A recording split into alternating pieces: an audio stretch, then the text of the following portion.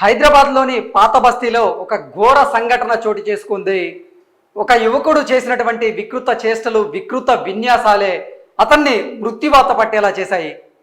Bike పైన స్టంట్లు చేస్తూ lorry ఢీకొట్టడంతో ఒక యువకుడు స్పాట్లోనే మరణించాడు. అతి వేగంతో వెళుతూ అదుపు తప్పడం వల్లే ఈ ఘటన చోటు చేసుకుంది. ఈ ఘటనలో అతను అక్కడికక్కడే లారీ చక్రాల కింద పడి మరణించినట్లుగా కూడా సమాచారం అందుతుంది. చాదర్గఢ్ పోలీస్ స్టేషన్ పరిధిలో ఈ సంఘటన చోటు చేసుకుంది. పోలీసులు ఇప్పటికే సంఘటన స్థలాన్ని పరిశీలించి కేసు నమోదు చేసి విచారణ చేపడుతున్నట్లుగా కూడా మనకైతే సమాచారం అందుతుంది. మృతుడు కాచిగూడకు చెందినటువంటి రౌడీ షీటర్ శ్రీకాంత్గా గుర్తించారు. శ్రీకాంత్ పైన పలు స్టేషన్లలో ఇప్పటికే కొన్ని కేసులు నమోదైనట్లుగా కూడా మనకైతే సమాచారం అందుతుంది. అసలు శ్రీకాంత్ చేసినటువంటి విన్యాసాలు ఏంటి అనేది మనం స్క్రీన్ మీద చూసేటువంటి ప్రయత్నం చేద్దాం. ఈ విజువల్లో మనం క్లియర్గా చూడొచ్చు. శ్రీకాంత్ హైవే మీద బైక్ నడపడం ఇక్కడ క్లియర్గా మనం చూస్తూ ఉన్నాం. బైక్ నడవడంతో పాటుగా అతి వేగంతో బైక్ నడుపుతున్నాడు. అతి వేగంతో బైక్ నడుపుతూనే అదే బైక్ పైన ఈ విన్యాసాలు, స్టంట్లు, ఫీట్లు చేస్తూ ఉన్నాడు. ఈ బైకు అతి వేగంతో నడపడం వల్లే అదుపు తప్పి లారీకి ఢీకొట్టి అక్కడికక్కడే శ్రీకాంత్ మృత్యువాత పడ్డాడు. ఇప్పుడే కాదు, శ్రీకాంత్ గతంలో కూడా ఇటువంటి ఎన్నో విన్యాసాలు చేశారు. ఇటువంటి విన్యాసాలు చేయడం వల్లే శ్రీకాంత్కు సోషల్ మీడియాలో భారీగా ఫాలోవర్స్ కూడా ఉన్నట్లుగా మనకైతే సమాచారం అందుతోంది. ఈ విజువల్ చూసుకున్నట్లయితే ఎంత ధైర్యంగా హైవే మీద ఎంతో వేగంగా ఆయన బైక్ని డ్రైవ్ చేస్తూనే అదే బైక్ మీద ఫీట్లు చేస్తూ ఉన్నాడు. ఈ ఫీట్లు చేసిన కారణం చేతనే బైకు అదుపు తప్పి వేగంగా వస్తున్నటువంటి లారీని ఢీకొట్టింది. ఢీకొట్టిన వెంటనే శ్రీకాంత్ బైక్ పై నుంచి జారి లారీ చక్రాల కింద పడ్డం వల్ల శ్రీకాంత్ అక్కడికక్కడే ప్రాణాలను కోల్పోయాడు. ఇది చాదర్గఢ్ పరిధిలో జరగడం వల్ల పోలీసులకు ఇన్ఫర్మేషన్ వెళ్ళడం, పోలీసులు సంఘటనా స్థలానికి చేరుకొని విచారణ చేపట్టారు.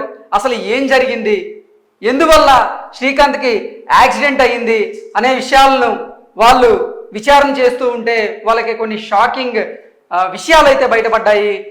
బైక్ పైన స్టంట్ చేస్తూనే శ్రీకాంత్ మృత్యువాత పడినట్లుగా కూడా వాళ్ళైతే ఒక క్లారిటీకి వచ్చేశారు. శ్రీకాంత్ మృతదేహాన్ని ఉస్మానియా ఆసుపత్రికి తరలించారు. ఉస్మానియా ఆసుపత్రిలో శ్రీకాంత్ మృతదేహానికి పోస్ట్ మార్టం అయితే నిర్వహిస్తూ ఉన్నారు. చూసినట్లయితే ఈ యువకుడు చేసినటువంటి వికృత చేష్టలు, వికృత విన్యాసాల వల్లే ఈరోజు శ్రీకాంత్ తల్లిదండ్రులు శోకసంద్రంలో మునిగిపోయారని చెప్పవచ్చు.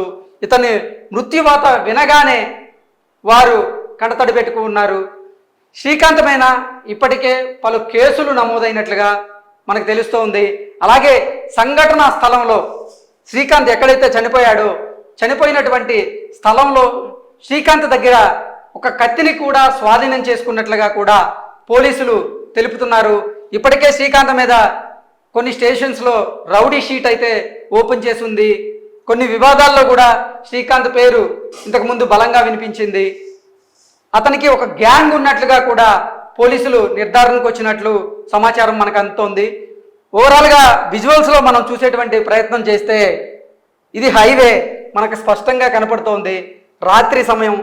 రాత్రి సమయంలో వెహికల్స్ ఏమి రావడం లేదనే ఉద్దేశంతో అతను హైవే ఎంచుకున్నట్లున్నాడు. హైవేలో వేగంగా బైక్ని డ్రైవ్ చేస్తూ ఉన్నాడు. డ్రైవ్ చేస్తూనే చూసినట్లయితే ఇక్కడ ఫీట్ అంటే డ్రైవ్ చేస్తూనే బైక్ మీద స్టంట్స్ చేసేటువంటి ప్రయోగం చేశాడు.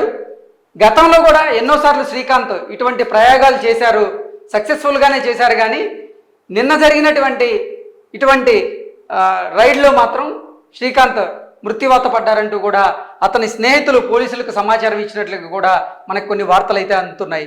ఇది చూసినట్లయితే చాలా వేగంగా బైక్ డ్రైవ్ చేస్తున్నట్లుగా కూడా అర్థమవుతుంది. అది ఎదురుగా వస్తున్నటువంటి లారీని అతను గమనించాడో లేదో తెలియదు.